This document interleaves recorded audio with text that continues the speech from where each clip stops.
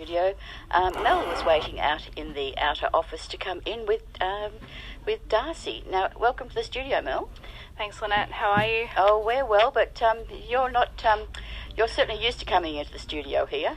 Oh, yeah. It's something I love doing. Yes, and you do it very well. And of course, we've got Darcy, and Darcy is the guide dog of Mel, and Darcy starred in an ad we did during the week and was barking on. Well, he certainly was. Hang on, let me see if I can. Darcy, double. Monsieur. If you're wondering what I'm saying, I speak to him in French. Oh, do you really? Darcy, speak. Speak, please. Never work with children or animals. Double, speak. Darcy, speak. No, we've got a big no from Darcy. Oh, hang on, here we go. Speak. Here we go. Speak. Here we go. Here we go. Speak. Speak. Come on, speak. Darcy, speak. Speak. He's sort of like, excuse me, you made me walk all the way down here. Now you're making me bark. This is not acceptable. No, you did it beautifully. Now, I have to tell you, listeners, that Darcy is now sitting on the ground, legs out, and head still at attention, but in a moment he's going to drop down. So it was International Guide Dog Day last Wednesday. So, yes. How did that come about, and what was happening on that day? And unfortunately, we're 2 days late. Yeah, I don't know the history of the day as such. I don't know, how it came about and everything, but the purpose of International Guide Dog Day is to raise awareness of guide dogs in the community and what they can and can't do for their handlers and what they are and aren't allowed to do, etc. And just looking at him now, I know that I did say he was going to lay flat out. He is. He's rested after his bark. Yeah, I told you it wouldn't take long.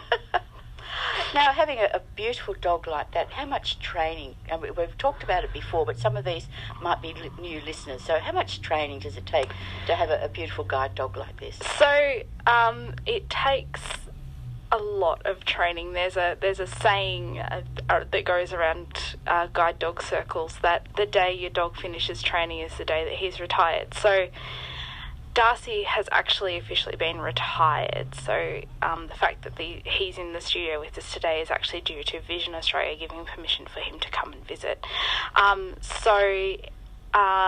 He begun his training basically from the day he opened his eyes and could walk around and everything, so, a couple of weeks old.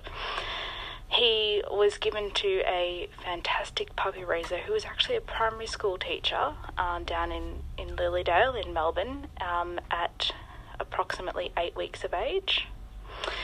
He then spent 12 months with the puppy raiser who trained him and taught him how to go into public areas, taught him basic, house commands and everything like that. And then he was given back to Guide Dogs Victoria on his sort of 15-month mark, and he was trained in harness to become a guide dog, to do all the guide doggy type things. And then he was given to me when he was about nearly 2. He actually turned 2 for 3 or 4 weeks after I got him. And what age is he now, Mel? So he's 8.5 now, and he was actually retired in February. So he's been retired it'll be 3 months on the 5th of May since he actually retired. Well, I think he knows he's retired because just looking on the ground here, he is flat out. It's pretty tragic. You would think that he's a lot older than that. And he's like, this is it. That's why he doesn't bark on cue anymore. He's not. He can't He can't be bothered. Oh, God, love it. Mel, could I ask, do you only have the services of Darcy, or do you have another dog as well? So I don't get any technical, like, official services from him because he's a retired guide dog now, but he's still my best friend and my constant companion and everything. But I will be going onto the waiting list for a new guide dog sometime in the very near future. I'm actually in conversation with the guide dog school about that at the moment. So what will happen to Darcy then? Nothing. And so there'll be two little... Till death do us part. There, I will be overrun with Labradors. Oh, how beautiful. Because I'm on the other side of the room... Stand up. I can't see whether Darcy's in harness or not. No, he doesn't have a harness. So when they retired him, they take the harness away. Incidentally, on Wednesday, because it was International Guide Dogs Day, I heard some conversation on the radio between a man who has a dog and John Fane, I think it was, and he said that there's a simple thing for people to know and try to remember, and that is, in harness, don't pat. Yeah. I try to say to people that if you see a guide dog in harness, just pretend that they're invisible and that you can't see them, because, you should never pat them, you should never make eye contact, you shouldn't... I don't even like it when people go, asking me what the dog's name is, and then they go, "Oh, hello, Darcy, aren't you a dog?" And it's like, yep, that's my guide dog Distracted, thank you very much.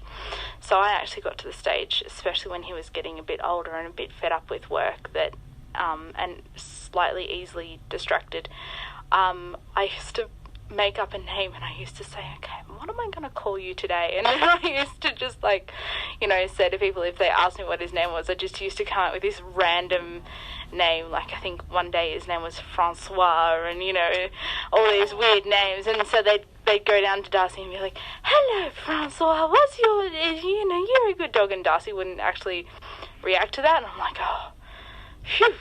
Actually, I think he's listening to everything you say, Mel. Yeah. And all the terrible names you've called him. Yeah. One day you will have to repent.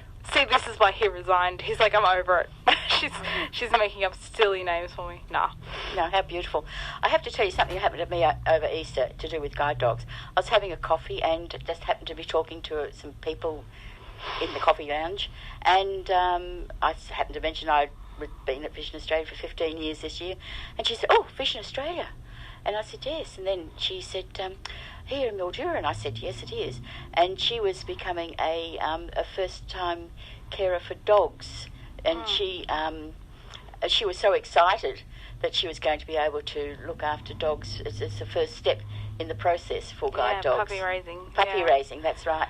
And she was after Easter, so she'll be back in Melbourne now, and this is going to be what she's going to be doing. So she was really excited. Look, puppy raisers are fantastic, and unfortunately we don't have a puppy raising program here in Mildura because we're too far away, from the two main schools in Melbourne, but they have... I know Guide Dogs Victoria have puppy raising programs in Geelong and in Bendigo now as well. But so where are the puppy raising schools in Melbourne, Mel? So there's two organisations that do guide dogs in Victoria, or dog guides in Victoria, and one of them is of course Seeing Eye Dogs, which is part of Vision Australia, and they are in Kensington, and then Guide Dogs Victoria, which is the organisation that I got Darcy through, are based in Kew on Chandler Highway, just near. Oh, okay. I know what you mean. Just near Royal Talbot Rehabilitation. So. Oh, that's fabulous. Or directly opposite, actually. And you'll find out soon whether and when you're getting your new dog. 6 to 12 months. Oh, really?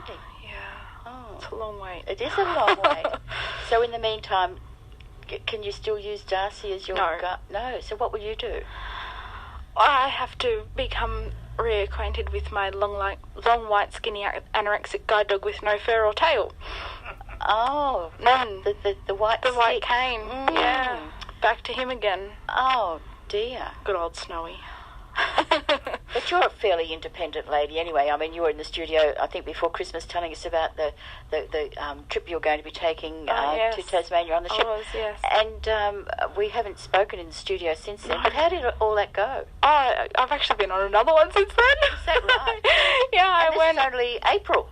Yeah, I went the first weekend of this month. I went on a cruise to Sydney, only for 2 nights. I had a friend that I was like, right, I have to get you into cruising, because I don't want to go cruising with my parents anymore. So I want you to, become accustomed to cruising. So I took this friend along, and we went on a 3-night cruise just straight from Melbourne to Sydney. Didn't stop anywhere, didn't do anything, and then we spent 10 hours in Sydney trying to figure out what to do between when we got off the ship and when we got our train home. So. Oh, you came back by train? Yep. Because I won't fly anywhere unless you pay me a lot of money. Oh, really? Yeah. Oh, okay. I think you'd have to do the same for me with a ship. But with your experiences, it's encouraging to really do the short cruises anyway. Yeah, it gets you lots of Captain Circle points. Captain Circle? Mm. Oh, dear. Instead of what do you get on points, isn't it, with the planes? The frequent flyers. That's right. Yeah. Oh, dear. And how do you travel? Did you get seasick? No, I've got a cast iron stomach. And the dogs don't get dog sick? I've never taken a dog on a cruise, and I don't think I ever will. I don't know. Okay. No, that's great. So with International Dog Day, Guide Dog Day, so it's over now. We're sorry that we were a bit late talking about it. Yes, it is a pity, but maybe they can plan it a bit better next year so that's on our program. No, it will never be able to be on your program because it's always the, is it the 3rd? Yeah, I think it's always the 3rd or 4th Wednesday of every It's always April. on a Wednesday. Oh, we might have to do something to make sure that we have something special for the day because it's such an important piece of the life of somebody like yourself. And we sometimes do have dogs in at Vision Australia, not only Darcy, but there's been, I think, Matilda and another couple of dogs that sometimes come up. So they're part of Vision Australia. Yeah, he's a shoo-in. He's from the other lot. Well, can we say happy retirement, Darcy? Yeah. And if only you could see, if this was visual for you listeners, you would see he's got a blue, and it's like a high vis jacket. He's wearing his raincoat. It's a raincoat, and he's got Service Dog on the side and silver strips. Yeah, he wants to stay warm and dry. Well, he is. Yeah. And he looks very, very peaceful. Yeah. But thank you very much for joining us in the studio. And we do apologise once again that we didn't talk about this on Wednesday. But as I said, maybe next year. But happy retirement, Darcy. And enjoy all the love that Mel's going to give you. Yeah. And we might sleep on the couch now, and he can do whatever he wants. He doesn't have to worry anymore. Oh, how beautiful. What a life, eh? We might just take another station break, Kate, and return very shortly. Keep in